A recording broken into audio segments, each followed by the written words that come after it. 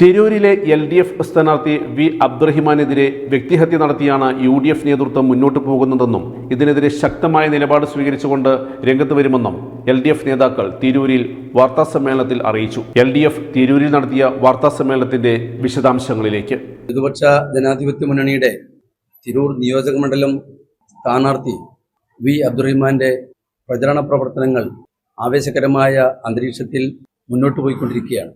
വലിയ ബഹുജന പിന്തുണയും പങ്കാളിത്തവും ഓരോ പ്രവർത്തനത്തിലും തിരൂരിൽ കാണാൻ സാധിക്കും. അത്തരമൊരു സന്ദർഭത്തിൽ നമ്മുടെ തിരൂരിൽ സാധാരണ കണ്ടുവരാത്ത വിധത്തിലുള്ള കള്ളപ്രചരണവും വ്യക്തിഹത്യയും വ്യാപകമായിട്ട് മുസ്ലിം ലീഗിന്റെ ഭാഗത്ത് നിന്ന് ഉണ്ടായിക്കൊണ്ടിരിക്കുകയാണ്. നമ്മളോട് ഒരുപാട് തെരഞ്ഞെടുപ്പുകൾ നമ്മൾ കണ്ടിട്ടുണ്ട്. ആ തെരഞ്ഞെടുപ്പുകളിലൊക്കെ രാഷ്ട്രീയ മര്യാദ പാലിച്ചുകൊണ്ടും പരസ്പര ബഹുമാനം കാത്തു സൂക്ഷിച്ചുകൊണ്ടും മാത്രമേ നമ്മളെല്ലാവരും പ്രവർത്തിച്ചിട്ടുള്ളൂ.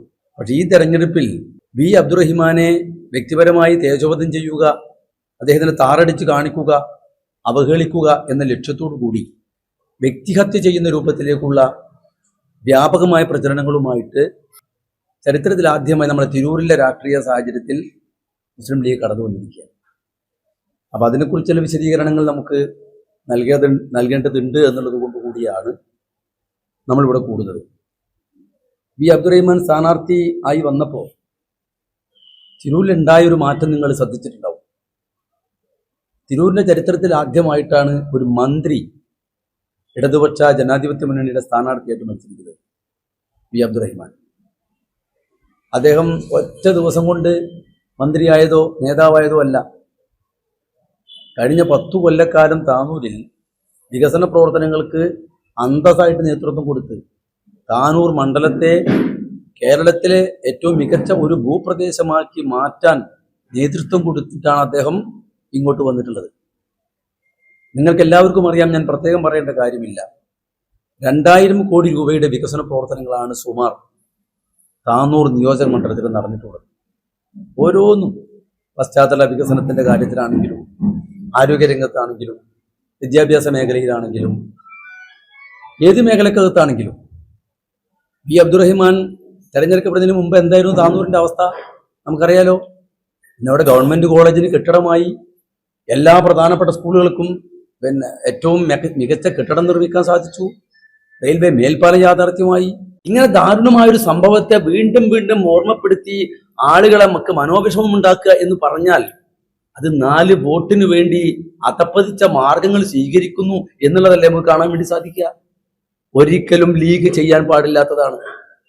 ഇങ്ങനെ വ്യക്തിപരമായി വ്യക്തിഹത്യ ചെയ്തുകൊണ്ട് മുന്നോട്ട് പോകുന്ന സാഹചര്യമാണെങ്കിൽ ഞങ്ങളും പലതും തുറന്നു പറയും.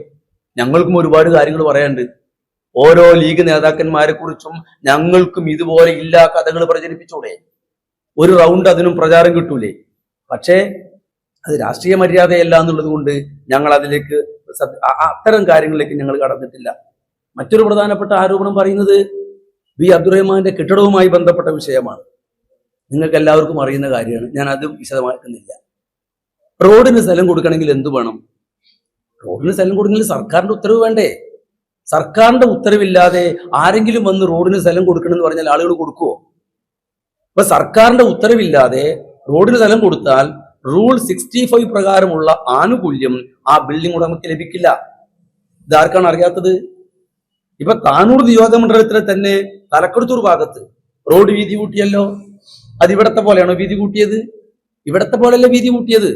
സർക്കാർ ഉത്തരവ് വാങ്ങിക്കൊടുത്ത് അവിടുത്തെ ആളുകളിൽ നിന്നും ഭൂമി വാങ്ങി അവർക്ക് റൂൾ 65 പ്രകാരമുള്ള സംരക്ഷണവും എക്സംഷനും വാങ്ങിക്കൊടുത്തിട്ടാണ് സ്ഥലം വാങ്ങിയത്. ഇവിടെ അതൊന്നുമില്ല. ചട്ടങ്ങൾ ബാധകമല്ല, ഒന്നും ബാധകമല്ല. ആ രീതിയിലാണ് ഇവിടെ കാര്യങ്ങൾ പോയത്. മാത്രമല്ല, വി അബ്ദുറഹിമാൻ റിക്രിയേഷൻ ക്ലബിന്റെ കയ്യിൽ നിന്ന് ഭൂമി വാങ്ങുമ്പോൾ അവിടെ അന്ന് തന്നെ സ്ഥലം വിട്ടുകൊടുത്തിരുന്നു. പിന്നീട് ഇപ്പോൾ അളന്നു നോക്കിയപ്പോൾ എത്രയാണുള്ളത്? ഒരു സെന്റും 56 പോയിന്റും അന്നത്തേതിനേക്കാൾ റോഡിന് വിട്ടുകൊടുത്തിട്ടുണ്ട്. അവിടുത്തെ ആധാരവും അതുപോലെ മറ്റും പരിശോധിച്ചാൽ നിങ്ങൾക്ക് മനസ്സിലാക്കാൻ വേണ്ടി സാധിക്കും. പിന്നീട് വീണ്ടും ഭൂമി ചോദിക്കുകയാണ്. വീണ്ടും ഭൂമി ചോദിക്കുമ്പോൾ സ്വാഭാവികമായിട്ടും സർക്കാർ ഉത്തരവുണ്ടോ എന്ന് ചോദിക്കില്ലേ? ആ സർക്കാർ ഉത്തരവ് വാങ്ങി ആ റോഡ് നിർമ്മാണത്തെ നിയമാനുസൃതമാക്കി അതിന് ഗുണഭോക്താക്കൾക്ക് കെട്ടിടമുണ്ടാക്കാനുള്ള റൂൾ 65 പ്രകാരമുള്ള ആനുകൂല്യം വാങ്ങിക്കൊടുക്കേണ്ടത് ആരാണ്? അത് മുനിസിപ്പാലിറ്റിയാണ്. അവരത് ചെയ്തില്ല എന്ന് മാത്രമല്ല, എല്ലാ കഥകൾ പ്രചരിപ്പിച്ചുകൊണ്ട് ഭൂമി നൽകിയില്ല എന്നുള്ള പ്രചരണം നടത്തുകയാണ്.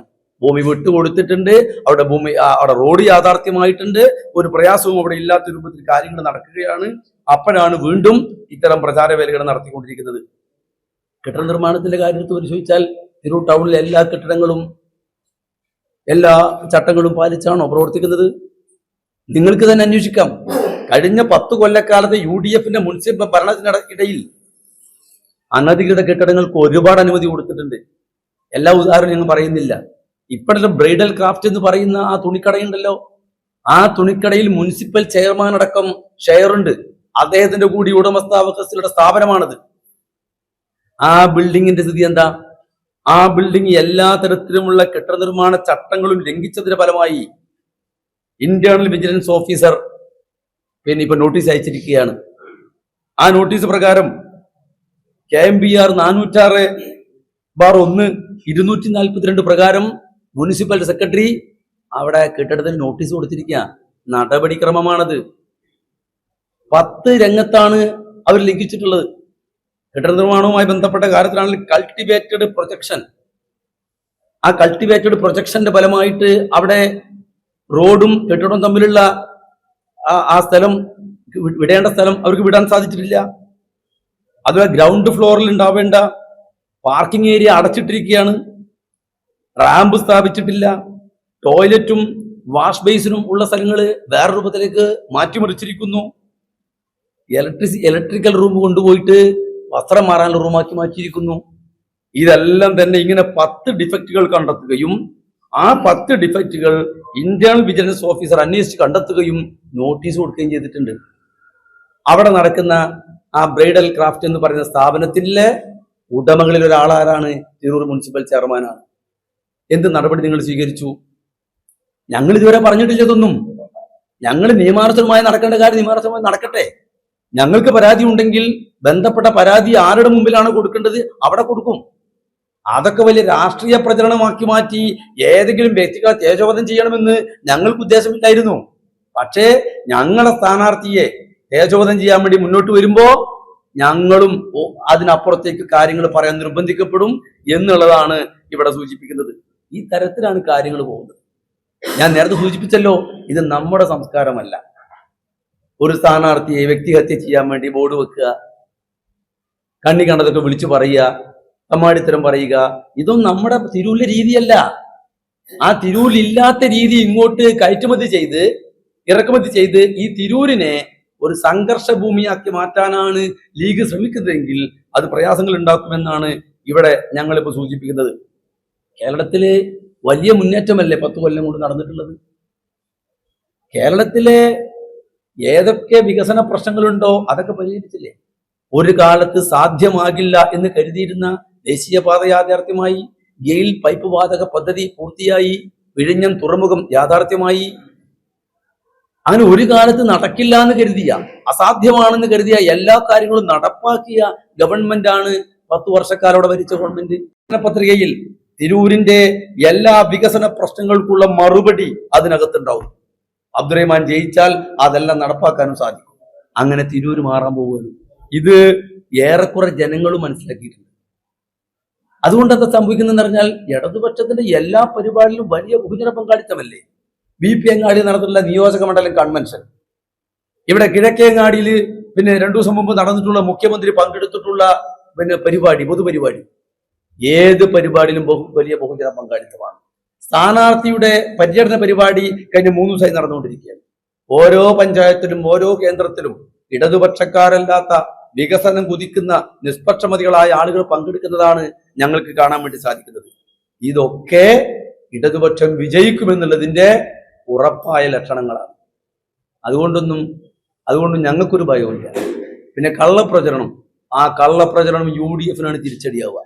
നിങ്ങൾ ആലോചിച്ച് കഴിഞ്ഞ പഞ്ചായത്ത് മുനിസിപ്പൽ തെരഞ്ഞെടുപ്പ്, ആ തെരഞ്ഞെടുപ്പിൽ ഒരു കള്ളപ്രചരണം നടത്തിയില്ലേ? SIR കൊണ്ടുവന്നിട്ടുള്ളത് പിണറായി വിജയനും മോഡിയും കൂടിയാണെന്ന് പ്രചരിപ്പിച്ചവരല്ലേ ലീഗുകാര്? സത്യം ജനങ്ങൾ മനസ്സിലാക്കിയില്ലേ? സത്യം ജനങ്ങൾ മനസ്സിലാക്കി. 45 ലക്ഷം ജനങ്ങളുണ്ട് ഈ മലപ്പുറം ജില്ലയിൽ. 99.96 ഈ മലപ്പുറം ജില്ലയിലെ SIR-ലെ ഈ വോട്ടേഴ്സ് പ്യൂരിഫിക്കേഷനിൽ നടന്നിട്ടുള്ള പ്രക്രിയയിൽ അവസാനത്തെ റിസൾട്ട്. ആരെങ്കിലും ഒഴിവാക്കിയിട്ടുണ്ടോ? മലപ്പുറം ജില്ലയിൽ ഏതെങ്കിലും മുസ്ലിം അല്ല, ഹിന്ദു അല്ല, ക്രിസ്ത്യാനി അല്ല, ആരാവട്ടെ, ഏതെങ്കിലും ഒരു വീട്ടിലെ ഒരു വോട്ടറെ ഒരു കാരണവുമില്ലാതെ നീക്കം ചെയ്തിട്ടുണ്ടോ? എന്താ നീക്കം ചെയ്യാതിരിക്കാൻ കാരണം? കേരളമാണ് ഇവിടെ ഭരിക്കുന്നത്, ഇടതുപക്ഷമാണ് ഇവിടെ കേരളത്തിൽ ഭരിക്കുന്നത്. ആ ഇടതുപക്ഷം കൃത്യമായ നിലപാട് ആ കാര്യത്തിൽ എടുത്തിട്ടുണ്ട്. SIR-ന്റെ പേരും പറഞ്ഞ് ഒരു കേരളീയനെയും വോട്ടർ ലിസ്റ്റിൽ നിന്നും വിട്ടുനിർത്താൻ ഞങ്ങൾ അനുവദിക്കുകയില്ല എന്ന് പ്രഖ്യാപിക്കുക മാത്രമല്ല, പ്രത്യേകമായിട്ടുള്ള നേറ്റിവിറ്റി കാർഡ് ഇഷ്യൂ ചെയ്തിരിക്കുന്നു. ഞാനൊരു മലയാളിയാണ്, കേരളത്തിൽ ജനിച്ചവനാണ് എന്ന് തെളിയിക്കാൻ എല്ലാ പൗരന്മാർക്കും നേറ്റിവിറ്റി കാർഡ് ഇഷ്യൂ ചെയ്യാൻ തീരുമാനിച്ച ഗവൺമെന്റാണ് പിണറായി സർക്കാർ. ഇപ്പൊ 31.35% ഇപ്പോൾ ഉള്ളൂ, സെന്റേ ഉള്ളൂ. അതിൽ തന്നെ 1.56 സെന്റ് വിട്ടുകൊടുത്തിരിക്കുകയാണ്. അപ്പൊ ഒരു തവണ വിട്ടുകൊടുത്തു കഴിഞ്ഞു. ഒരു സ്വാഭാവികമായി റോഡ് വൈഡനിങ്ങിന്റെ ഭാഗമായിട്ടുള്ള സ്ഥലം അവിടെ വിട്ടുകൊടുത്തു കഴിഞ്ഞു. അതിൽ കൂടുതൽ സ്ഥലം വേണമെന്ന് പറഞ്ഞുകൊണ്ട് മുനിസിപ്പാലിറ്റി ആവശ്യപ്പെടുന്നത് എന്താ അടിസ്ഥാനത്തിലെ ചട്ടപ്രകാരമല്ല. അങ്ങനെ ആവശ്യപ്പെടണമെന്നുണ്ടെങ്കിൽ സർക്കാരിന്റെ ഉത്തരവ് വേണം. സർക്കാർ ഉത്തരവുണ്ടെങ്കിൽ മാത്രമേ അവിടെ ബിൽഡിംഗ് ഉണ്ടാക്കുമ്പോൾ റൂൾ 65 പ്രകാരമുള്ള പ്രൊട്ടക്ഷൻ എക്സംഷൻ കിട്ടുകയുള്ളൂ. അങ്ങനെയാണ് വി അബ്ദുറഹിമാൻ തലക്കടത്തൂർ റോഡ് വെട്ടിയിട്ടുള്ളത്. തലക്കടത്തൂർ റോഡ് വെട്ടിയപ്പോൾ എന്ത് ചെയ്തു? എല്ലാ ഉടമകൾക്കും റൂൾ 65 പ്രകാരമുള്ള എക്സംഷൻ കിട്ടാൻ ആവശ്യമായ സൗകര്യം ചെയ്തു കൊടുത്തു. സർക്കാർ ഉത്തരവിറക്കി. എന്തുകൊണ്ട് അത്തരം ചട്ടങ്ങൾ പാലിച്ചുകൊണ്ട് മുനിസിപ്പാലിറ്റി പോകുന്നില്ല? അപ്പൊ മുനിസിപ്പാലിറ്റിക്ക് ചട്ടങ്ങൾ പാലിക്കണം നിർബന്ധമില്ല, നാട്ടുകാരൊക്കെ ചട്ടങ്ങൾ പാലിക്കണം എന്ന് പറഞ്ഞാൽ എന്ത് ന്യായമാണുള്ളത്? അത് ശരിയല്ല. അതുണ്ടാവാം. അങ്ങനെ അദ്ദേഹം വിട്ടുകൊടുത്തിട്ടുണ്ടല്ലോ. 1.56 സെന്റ് അദ്ദേഹം വിട്ടുകൊടുത്തതല്ലേ? വിട്ടുകൊടുത്തിട്ടുണ്ട്.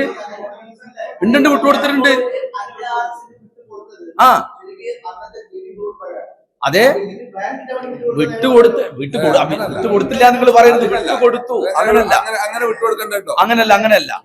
ബിൽഡിങ്ങിന്റെ പ്ലാൻ കിട്ടാൻ വിട്ടുകൊടുക്കേണ്ട കാര്യമില്ലല്ലോ. ഞാൻ ചോദിക്കട്ടെ, ഒരു സ്ഥലത്ത് കെട്ടിടം ഉണ്ടാക്കുന്നില്ല, ഭൂമി വിട്ടുകൊടുക്കേണ്ട ആവശ്യം? അതിന്റെ ആവശ്യമൊന്നുമില്ല. അത് നോട്ടീസ് അയച്ചതാണ്. ഞാൻ ചോദിക്കട്ടെ, അത് വെറുതെ പറയുന്നല്ലോ, നോട്ടീസാണ് ഈ പറയുന്നത്. അത് നിങ്ങൾ കാണണ്ട. അത് അങ്ങനെ പറഞ്ഞാൽ പോരാ, അങ്ങനെ പറഞ്ഞു പോരുത്. ബ്രൈഡൽ ക്രാഫ്റ്റുമായി ബന്ധപ്പെട്ട കാര്യത്തിന് നോട്ടീസ് വളരെ കൃത്യമായിട്ട് നിങ്ങളെ മുമ്പിൽ വെക്കാം. ഇതാ KK Rajan internal vigilance officer നൽകിയിട്ടുള്ള 10 ഡിഫക്റ്റ് ആണ് ഇതിനകത്ത് ചൂണ്ടിക്കാണിച്ചിട്ടുള്ളത്. ഈ 10 ഡിഫക്റ്റ് ചൂണ്ടിക്കാണിച്ചുകൊണ്ടാണ് നോട്ടീസ് അയച്ചിട്ടുള്ളത്. ഇതെന്താണ്? ഇത് KMBR പ്രകാരമുള്ള നടപടിയാണ്. ഈ നടപടി പാലിച്ചിട്ടില്ലെങ്കിൽ ആ ബിൽഡിങ്ങിന്റെ ഒരു ഭാഗം പൊളിച്ചു കൊടുക്കേണ്ടി തന്നെ വരും.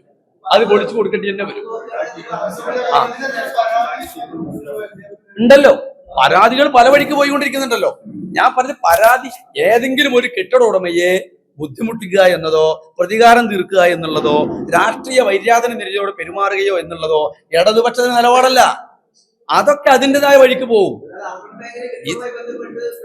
അതൊക്കെ നോക്കട്ടെ, നിങ്ങൾ ഉന്നയിക്കുന്നത് നിങ്ങൾ പരാതി കൊടുക്കുക. നമ്മൾ ചോദിക്കുന്ന കാര്യം എന്താന്ന് പറഞ്ഞാൽ, ഈ വിഷയത്തിൽ വ്യക്തികളെ ഇല്ലാതിരിക്കുക എന്നുള്ളത് ഞങ്ങളുടെ നിലപാടല്ല. അത് ലീഗാണ് ആരംഭിച്ചത്. ലീഗ് അത് ആരംഭിക്കുമ്പോൾ അതിനനുസരിച്ച് ഞങ്ങളും പോകും, ഞങ്ങളും മറുപടി പറയും.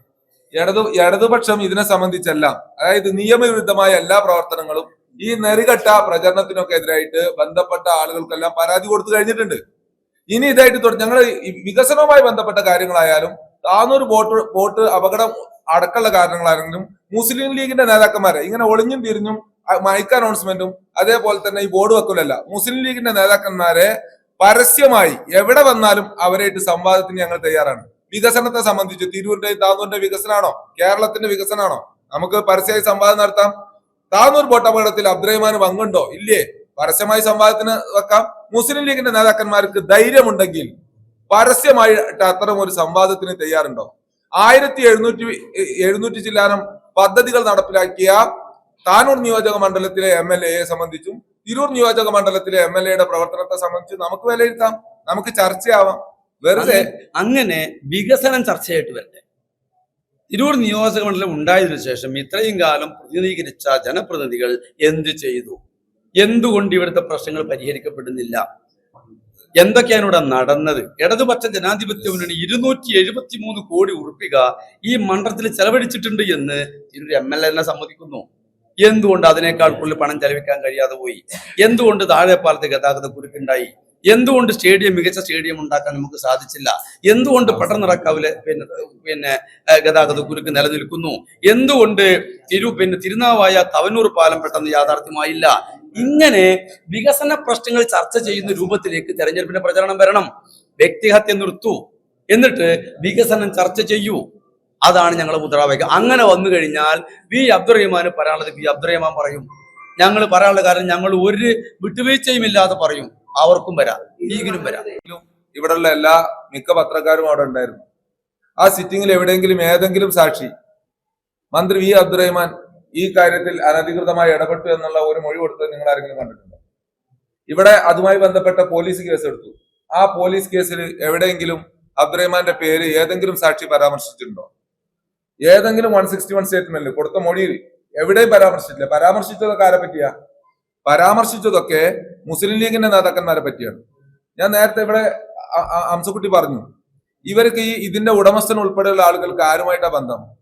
അത് മുസ്ലിം ലീഗിന്റെ നേതാക്കന്മാരുമായിട്ടായിരുന്നു. ഞങ്ങൾ അതൊന്നും വ്യക്തിപരമായി പറയാൻ ഉദ്ദേശിച്ചതല്ല. ഈ ബോട്ടിന്റെ ഉടമസ്ഥൻ ഉണ്ടായി എന്ന് പറഞ്ഞ ബോട്ടിന്റെ ഉടമസ്ഥൻ അദ്ദേഹത്തിന്റെ വീട് കൂടിയിരിക്കുക, ഇങ്ങനെ വ്യക്തിപരമായി പറഞ്ഞു പോകണമെന്ന് ആഗ്രഹിക്കല്ല, പക്ഷെ പറയിപ്പിക്കുകയാണ്. വീട് കൂടിയിരുന്നു. അവിടുത്തെ താന്നൂരിലുള്ള പത്രപ്രവർത്തകർക്കൊക്കെ അറിയാം ആരാ അതിന്റെ പാലുകാച്ചിലിന് പോയത്. പാണക്കാട് ബഷീർ അലി തങ്ങളും അവിടുത്തെ നിയോജക മണ്ഡലം പ്രസിഡന്റ് മുത്തുക്കോയ തങ്ങളും. അവിടെ അബ്ദുറഹിമാൻ ഉണ്ടോ?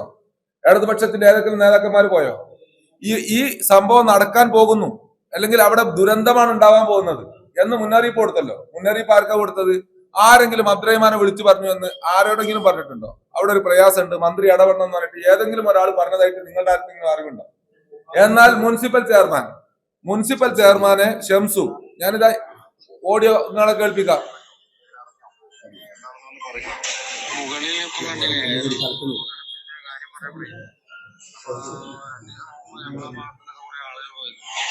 ഒരു ബോട്ടിലൊക്കെ നല്ല ആളുകളെ കയറ്റുന്നത്.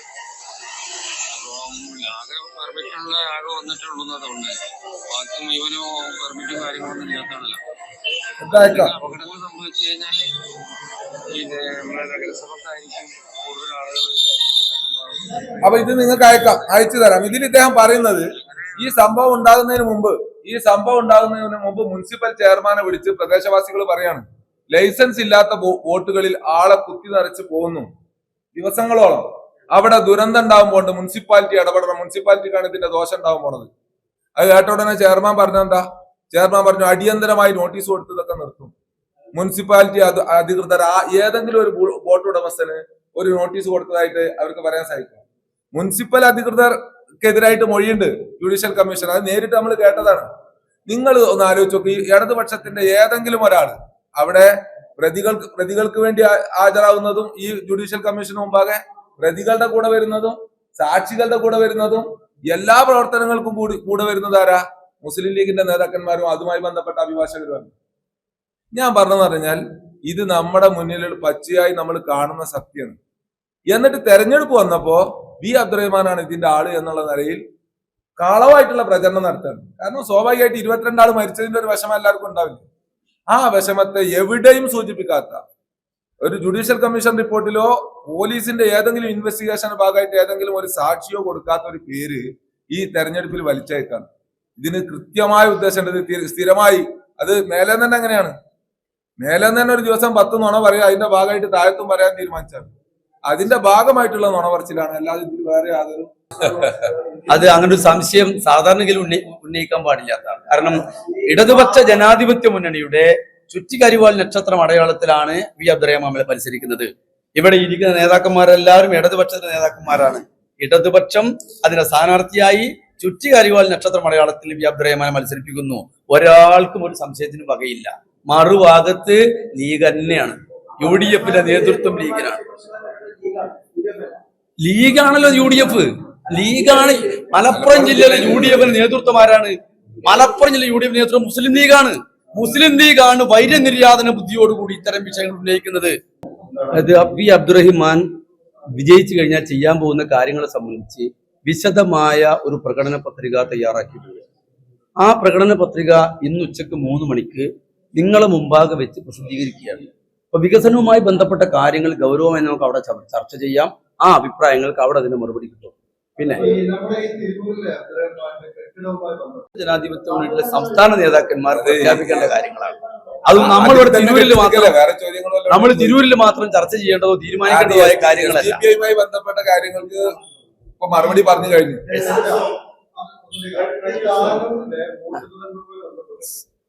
ഒരു ജുഡീഷ്യൽ കമ്മീഷൻ അന്വേഷണ റിപ്പോർട്ട് സർക്കാരിന് കൊടുത്തു. പക്ഷെ സർക്കാർ ഇതുവരെ അത് പബ്ലിഷ് ചെയ്തിട്ടില്ല. അത് പബ്ലിഷ് ചെയ്യാത്തതിന്റെ കാരണം അതിലെന്തോ ഭയപ്പെടുന്നുണ്ട് സർക്കാർ. ഇത് ഞാൻ ഇന്ത്യ പറയുന്നു. എന്താണത് പബ്ലിഷ് ചെയ്യാത്തത്? ഇടതുപക്ഷ ജനാധിപത്യ മുന്നണിക്കോ മന്ത്രിക്കോ അതിലെ നേതാക്കന്മാർക്കോ ഒന്നും ഒരു പേടിയില്ല. ഒരു റിപ്പോർട്ടിനും പേടിക്കേണ്ട കാര്യമില്ല. റിപ്പോർട്ടിൽ എന്ത് പറയാനും നിങ്ങൾക്കറിയാലോ. ഉണ്ടെങ്കിൽ നിങ്ങൾ പത്രക്കാരല്ലേ? നിങ്ങൾ ഒരു മിനിറ്റ്, നിങ്ങൾ പത്രക്കാരല്ലേ? നിങ്ങൾക്ക് എന്തെങ്കിലും ഈ കാലഘട്ടം തോന്നിയിട്ടുണ്ടോ? നേതാക്കന്മാർ വളരെ കൃത്യമായിട്ട് പറഞ്ഞിട്ടുണ്ട്. ഇടതുപക്ഷ ജനാധിപത്യ മുന്നണിയുടെ സംസ്ഥാന നേതാക്കന്മാർ പറഞ്ഞതിലപ്പുറമൊന്നും തിരൂരിൽ ഞങ്ങൾക്കും പറയാനില്ല. പിന്നെ അബ്ദുറഹിമാൻ എന്ന് പറയുന്ന സ്ഥാനാർത്ഥി, ആ സ്ഥാനാർത്ഥിക്ക് നിഷ്പക്ഷരായ ആളുകൾ ധാരാളം പേര് വോട്ട് ചെയ്യും. ആ വോട്ടുകളൊക്കെ അദ്ദേഹത്തിന് ലഭിക്കുകയും ചെയ്യും, അദ്ദേഹം വിജയിക്കുകയും ചെയ്യും. മറ്റുള്ള പ്രചരണങ്ങളൊക്കെ അബ്ദുറഹിമാൻ എന്ന സ്ഥാനാർത്ഥിക്കുള്ളായ പോപ്പുലാരിറ്റിയെ വില കുറിച്ച് കാണിക്കാൻ വേണ്ടി മാത്രമുള്ളതാണ്. അതിനൊന്നും മറുപടി പറയുന്നില്ല. ഇടതുപക്ഷ ജനാധിപത്യ മുന്നണി സ്ഥാനാർത്ഥിയായിട്ട് മത്സരിക്കുന്ന സ്ഥാനാർത്ഥിക്ക് ആരൊക്കെ വോട്ട് ചെയ്യും, ആ വോട്ടൊക്കെ സ്വീകരിക്കില്ലേ? ശരി,